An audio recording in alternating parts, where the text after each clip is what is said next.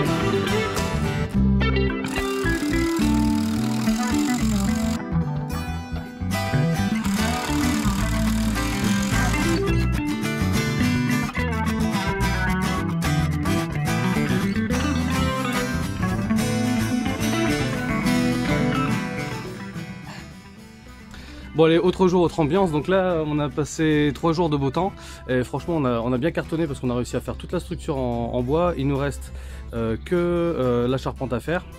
On a fait ça en 2 jours et demi à peu près. Hier j'ai travaillé, lundi j'ai travaillé, donc hier il faisait beau aussi mais j'ai pas pu mettre à profit. Aujourd'hui on est mardi, demain il pleut, donc il faut que ce soir j'ai absolument fini de mettre toutes les charpentes ici et un début de couverture et au moins bâcher. J'espère mettre du pare-pluie mais je pense que je vais pas avoir le temps. Donc là j'en suis au stade de tailler les poteaux de charpente. Donc je vous montre vite fait comment je fais. Donc je prends une première poutre que j'ai taillée en place et qui me sert de modèle. Donc j'ai taillé à longueur avec un angle ici, j'ai taillé ici je sais plus comment ça s'appelle, la découpe pour là où va se reposer la poutre, ici, là-haut. Donc cette petite découpe là et la longueur, je me suis basé sur une première poutre que j'utilise comme modèle. Je pose à côté une deuxième poutre pour reproduire les découpes. Ensuite je prends la poutre, je la mets là-bas sur place, je la dépose, je la pose là-haut et je la fixe.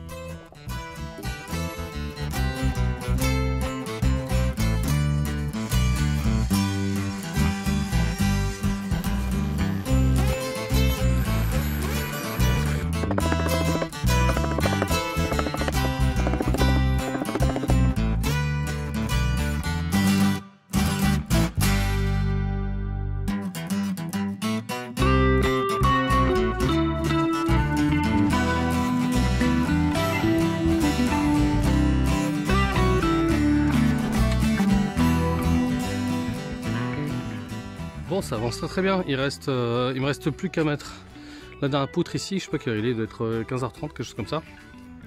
Donc ici pour les fixations de la charpente, j'ai mis des espèces d'équerres comme ça, des demi-sabots de charpente, et j'ai installé une lisse tout du long, comme ça pour chaque poutre elle est soutenue par la lisse et par le sabot.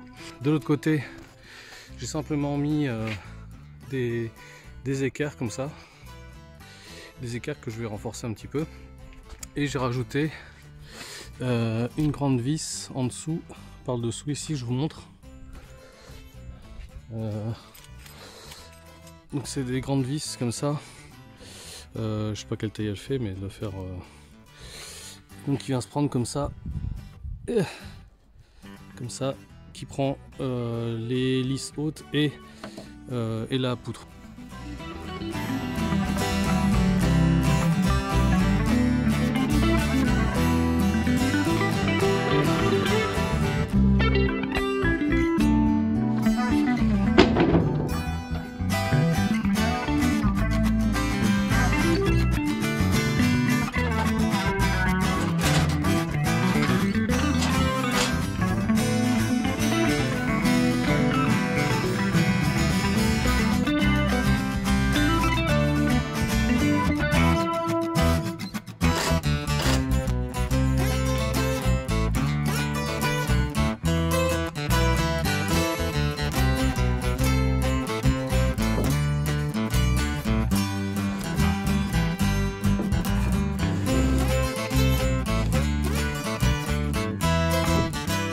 Bon, il est 16h30, je suis en train de mettre le toit, hein.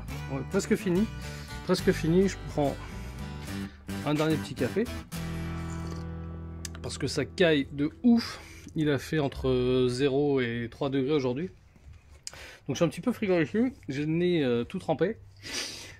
Normalement je finis d'installer les plaques d'OSB dans, bon, ouais, on va dire une demi-heure de boulot. Une petite demi-heure de boulot et ce sera bon.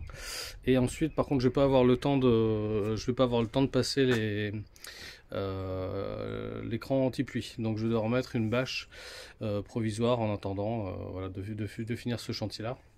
Bon, c'est pas très grave, l'écran anti-pluie c'est le même effet qu'une bâche, simplement la bâche ça fait un peu provisoire et un peu dégueulasse, donc ça fait 2 fois faire le boulot, mais bon c'est pas grave. Allez go. Bon bah voilà, il pleut, on vient tout juste de finir, genre il y a 5 minutes on a fini à la torche, mais au moins c'est fait, le bâtiment est couvert, il est pas beau comme ça.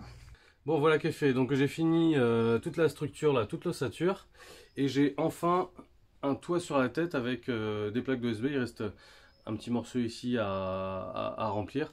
On a mis la bâche in extremis, donc j'ai pas eu le temps de mettre le pare-pluie comme prévu. J'ai commencé à remplir aussi les montants d'ossature avec le contreventement là d'OSB. Mais le plus important en tout cas, c'est que comme j'ai un toit, maintenant je peux commencer à réinstaller ici de l'isolant. Pareil, j'ai le compresseur, donc je peux commencer à travailler à l'abri de la pluie. Et ça c'était un point important parce que tant que j'avais pas de toit, je pouvais pas travailler sous la pluie, c'est pas quand même possible. Donc voilà qui est fait. Bon voilà, je pense que c'est tout pour cet épisode. La prochaine fois on va remplir tous les montants d'ossature avec le contreventement en OSB. On mettra aussi le pare-pluie sur toutes les faces, c'est hyper important. Et on fera un point aussi sur le pare-pluie, son utilité et les points de vigilance sur notamment les UV, faut faire très attention. Bon, et puis on va attaquer aussi l'isolant. Je vous remercie de m'avoir suivi, j'espère que cet épisode vous a plu, je vous dis à la prochaine, salut!